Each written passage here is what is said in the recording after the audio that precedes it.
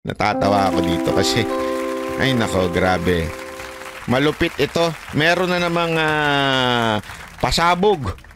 Meron na namang pasabog si Sas Rogando Sasot. Grabe talaga ito. Pag nagpasabog ito, talagang intensified. Eto. Ayan, Sabi niya, hate China for the poor only, make money in China for the rich. Bakit po niya ba nasabi to? Okay? Ipapakita ko sa inyo kung bakit niya nasabi to, ha? Panoorin natin ito. Is the DND or the government alarmed with the existence of China's operators or proxies in the country and the proliferation of Filipinos who are parroting the Chinese narratives? How is the government addressing this? We are not alarmed. That is expected of China. Disinformation and information operations is in the playbook of China naturally, and so we are countering the narratives by information operations such as this, such as me explaining to our countrymen why they should not believe in China's narrative. Sinasabi pa ng China, the favorite Chinese narrative is that this is all a play of the United States and that we are just marionettes or puppets o tuta ng mga Amerikano na sumusunod sa playbook nila. Ito po'y nakaka-insulto sa Pilipino. At it assumes that we have no ability to think for ourselves and to stand up for our own rights. And I think this is really looking down at us, and that really disgusts me. And so hinihimok po ang ating mga kababayan na talagang tumindig laban dito sa pang-iinsulto ng China sa atin. Yan. Ano pa ho? Ito pa. Para mas maintindihan natin, may konteksto kasi yung sinabi ni Sas eh. So nagbababala si Gibo na sinasabi niyang merong mga Pilipino daw na kumakampi sa China. Okay, yan ang konteksto. Tapos may balitang lumabas. Eto, nagulat ako dito. Grabe ito. Nagbabala ngayon ang National Security Council laban sa mga Pilipino na umano'y sumusuporta sa China hinggil sa usapin ng West Philippine Sea. Sa isang panayam, sinabi ni NSC Assistant Director General Jonathan Malaya na mayroon silang mga namomonitor ng mga influencer at grupo na tila kumakampi sa mga sentimiento ng China ukol sa pinagtatalulang teritoryo. Ayon pa sa opisyal, mayroon umanong inoorganisa ang mga ito na forum kung saan sinusuportahan ng mga ito kung anuman ang sinasabi ng foreign minister. Sandali ha. Linawin ko lang ha, Yusek Jonathan Malaya. Ako po bilang vlogger, baka kasi, sigurado ho, medyo naaalala nyo pa ho ako kahit pa paano. Hindi po ako kumakampi sa China ha. Inilalabas lamang po namin ang mga kasinungalingan at propaganda ng ilang mga media at ganun na rin ang ibang lahi. Ibang lahi? Ayaw mo banggitin Amerikano? Ayoko nga, bakit ba? Ito ha. Ministry ng China.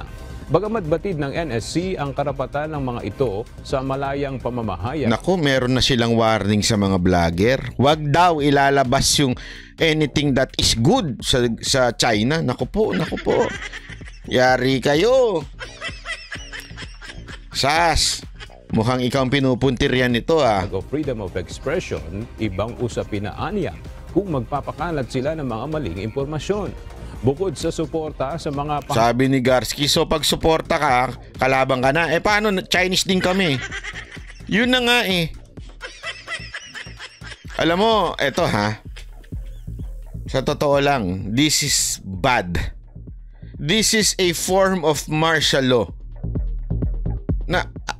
Sandali, wala hong masama kung ang mga Pilipino ipakita ang mga vlogger ipakita ang tunay na side na nangyayari. Kasi yung side lang na nakikita natin kung ano yung lang dinidikta ng isang bansang gusto tayong alilain uli. Bakit kaming mga messenger ang inyong puputakan? Pambihira kayo. Buti nga meron tayong mga katulad ni Sas na nagpapaliwanag ng totoong nangyayari. Alam mo bakit sila na-threaten? Ha? Alam niyo kung bakit? Kasi, isipin mo unang lumabas yung video kay Sas. Si Sas may connection eh. Tapos nasa China pa si Sas, di ba? Totoo. Actually, biniro ko si Sas dyan eh. Sas, ikaw ba ay talagang membro na dyan? Membro ka na ba dyan talaga? Saan mo nakuha tong video?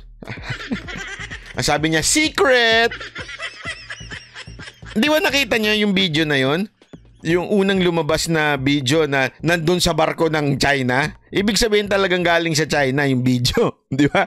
Si Sas lumabas. Si Sas din talaga walang niya din eh. Siya unang naglabas ng video.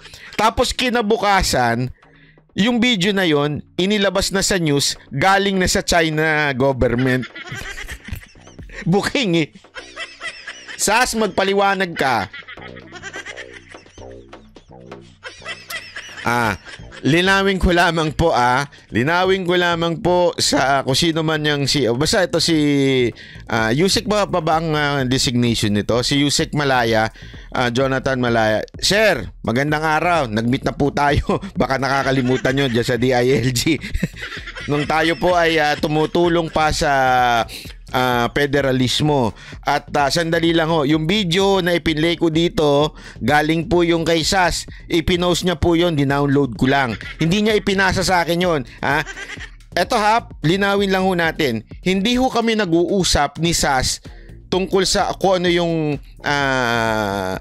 ikikerry ko na balita. Bakit to? Eto, hindi naman ho ito lingid sa kaalaman ng iba. Meron kaming pinagkaiba ni Sas pagdating sa ibang mga prinsipyo. Actually, nag-away pa nga sila ni Mocha doon dahil doon eh. O kung maalala nyo. Kasi alam naman natin si Sas, pagdating mo sa issue ng gender, medyo sensitive po siya dyan at talagang ipinaglalaban niya yan. At kami naman, hindi rin naman kami agree doon. Kaya naglalaban kami dyan. Kaya hindi ho kami nag-uusap, Bay, i-carry mo to. Hindi. Minsan, iniisnab pa nga ako niyan eh. Mine-message ko yun. Sabi ko, Hoy Sas, mag-interview naman kita. Hindi ako sinasagot minsan. Totoo, walang biro ito Just to be honest, hindi ko kami ganun.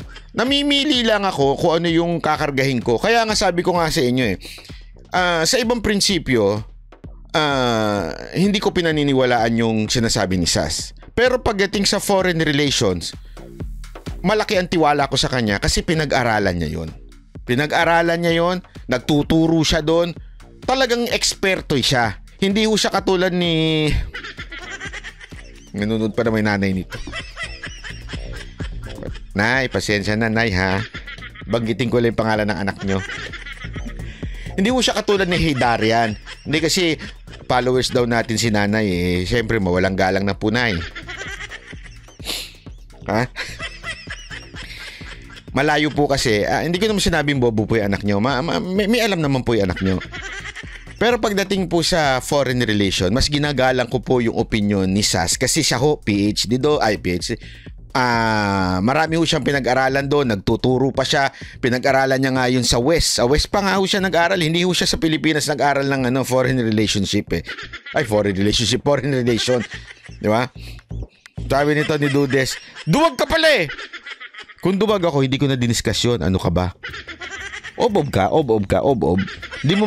Hindi mo makita yung sarcasm doon. Hina ng... Kung duwag ako, hindi ko na diniscuss yan dito. Tuloy! Jonathan Malaya, sinasabi ko lang po, hindi po porket dinidiscuss namin po yung pagdating sa China, kampi na po kami sa China. We are pro-Filipino. Pero ang ayaw na ayaw namin ay dinidiktahan kami ng prinsipyo na galing sa West. Kasi madala na ho tayo sa nangyari sa kasaysayan natin. Ang kasaysayan natin, puno ng propaganda ng West. Di ba ho? Baka nakakalimutan ninyo. Ilang beses na ho tayong pinaasa. 'Di ba? Kaya nga may litanya ho si General Luna, 'di ba? Na medyo hindi maganda. Bakit to? Kasi nga po, tayo ay laging pinapaasa ng Amerika. At based din sa ating kasaysayan, so far, na ang China ay hindi naman tayo sinakop ever. Kung ngayon may ginagawa man sila, hindi lang sila ang gumagawa ngayon. Pati Taiwan. Mas marami pa nga ang Taiwan. Kaya nga ang ikinikwento lang ni Sas ay simple. Kung tayo nagagalit sa China, ba't di tayo nagagalit sa Taiwan? Ba't di tayo nagagalit sa ibang bansa? Malaysia. Ba't di tayo nagagalit? Bakit sa isa lang tayo nagagalit? Kasi pinili lang ng Amerika, nakagalitan natin yon. Yun ang sinasabi ni Sas. Diba? Na sana, wag nyo naman pigilan yung aming paniniwala tungkol doon. Wala kaming pagkakampi. At hindi kami nag-uusap para pagkampihan namin yon. Vietnam meron din. Di ba? Kaya nga yun yung yun yung sinasabi natin na napakalinaw po. Sasama na ako sa China. Joke lang. Ayoko dun Usok dun Ako talaga walang pangarap mag-China. Hindi, ito ayoko naman sabihin na hindi ko gusto lahing China. Sa totoo lang, kung tatanungin mo, tanggalin niyo pogo. Padak ng wedding kayo. Alam nyo, ito Yusek at ikaw Gibo, galit na galit kayo sa China. Pwede bang pagkadiskitahan nyo yung mga pogo? Palayasin nyo muna lahat yun. Galit na galit tayo dun sa China. Sinakop na tayo yung mga isda natin, pinag-aawayan natin. Pero yung mga kalapating mababang lipad, nasa kanila na ngayon. Kaya tuloy tumaas ang presyo. Paano naman ba? Hindi ko alam. Hindi ko alam yan. Oo.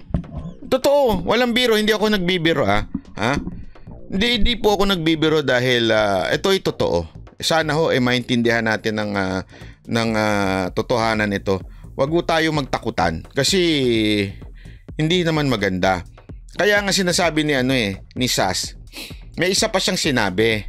Yung itong 'di ba sinabi niya itong patungkol dito, make money for the rich. May isa pa siyang binanggit na tungkol po dito na sinasabi niya nga, tinanong niya si Gibo, sabi niya, by the way, Gibo, yung totoo, magkano ang kinita ng minahan mo noon na yung ikaw pa ay CEO ng kumpanya na yon at kayo'y nag-export sa China? Bakit po? Ito ho yun Yan, papakita ko lang. Ito po yung Tampakan Gold Copper Mining na pinamumunuan walang iba kundi si Gibo. Kaya nga ayan senatorial candidate Gilbert Teodoro. Ayan. Siya po ang naging chair ng developer na Tampakan Project o yung Sagittarius Mines. Ibig sabihin, dati daw, ito pa isa. Etong si Gibo ay naging chairman ng isang Sagittarius Mining Company na nakikipag-deal sa China. Nag-export at may negosyo sa China. Kaya nga ang sinasabi ni Sas na pagdating sa China, pag mahirap ka, magalit kayo sa China. Pero pag mayaman ka, katulad nung may mining ka, pagkakitaan natin ng China. So doon, nagkakaroon tuloy ng dobleng prinsipyo. Naintindihan natin? Sa madaling salita, here we come again sa pinakamatinding hypocrisy sa Pilipinas. Naintindihan natin? Ibig sabihin, ito mga politiko na ito, kunwari may pa-hate China pa sila pag mahirap ka. Kagalitan nyo China, pinipigilan tayong mangisda. Pero pagdating naman sa negosyo nila, halika makipag-deal tayo sa China kasi kikita tayo dyan.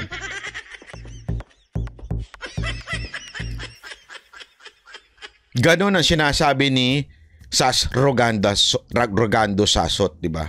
Yan ang sinasabi niya. Bakit naman ganon? Napaka-plastic. Parang sinasabi niya, napaka-plastic mo, Gibo. Secretary Gibo. Nako po. Nako. May something. Hindi kaya ganito na naman to si Gibo dahil tatakbo ito. Senador. Sabi nito, banat by anto? AKA conflict of interest. Mukhang tama, mukha. Nako. Kaya siguro ho, maganda ho. Kasi alam nyo, meron pa sinabi si Sas dito. Matindi to si Sas, parang galit na naman eh. May galit na naman siyang sinabi. Sabi niya, wait, hindi ko na kasi nailagay lahat ng sinabi niya eh. Kaya sabi ko, naku po, wayari kayo dito. Ayan Sabi ni Gibo, dali, mali yun. Ito.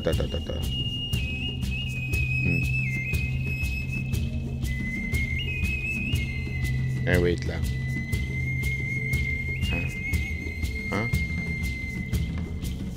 Sandali, meron dito eh. Wait lang. Parang hinamon niya. Merong siyang hinamon dito. Ayan hinamon niya si Gibo at sinabi niyang, talaga. Okay? Sige. Papatunayan ko. Kaya nga, mukhang matinding labanan na naman na mangyayari dito. Mukhang, para sa mahirap lang po ang hate China. Pero sa mga bilyonaryong kabarkada ni DND Secretary Gibo Teodoro, make money in China po ang kanilang policy. So tigilan mo ako, Gibo. Feel mo ang pagiging feudal lord mo kapag maliit na tao ang kalaban mo. Pakita mo ang bastos naman ito ni. Gusto niya makita yung ayag ni Pakita mo ang ayag mo. Awayin mo si Ayala at Aboitiz dahil pinapayaman nila ang China. Inag-ao mo ang may hirap na Pilipino sa iyong hate China kemerut dahil sila ang unang dapat matigil ng inyong kaputihan. May grabe. Ang bibig mo, Sas, napakabastos. Kaptahan at hindi kayong kumita ng bilyon sa China.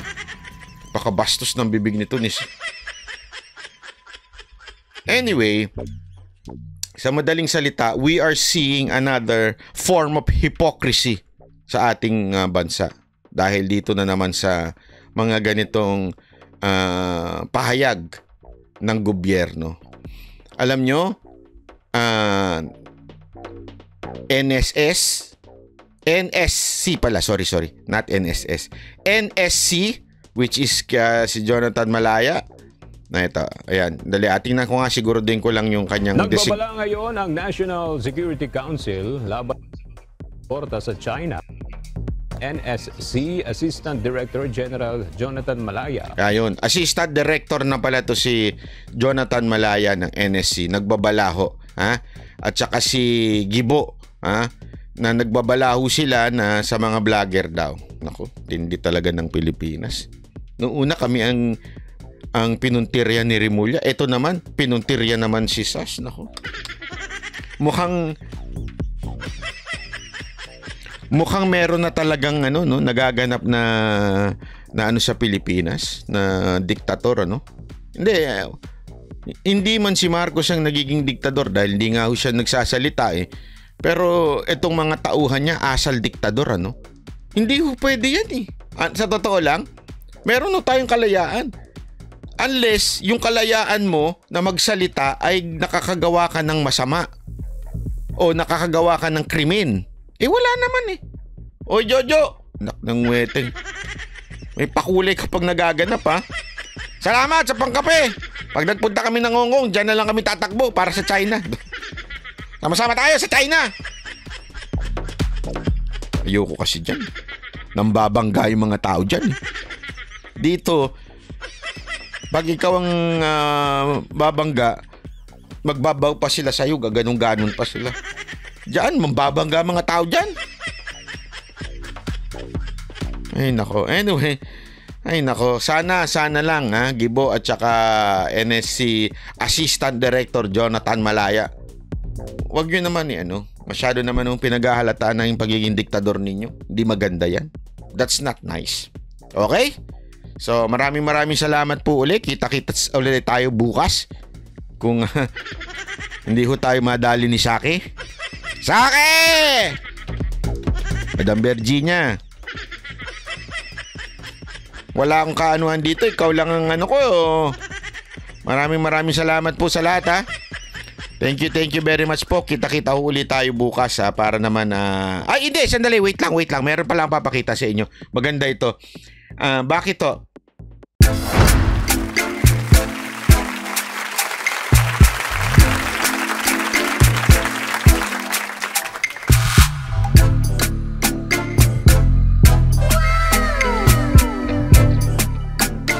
The next performance will start momentarily.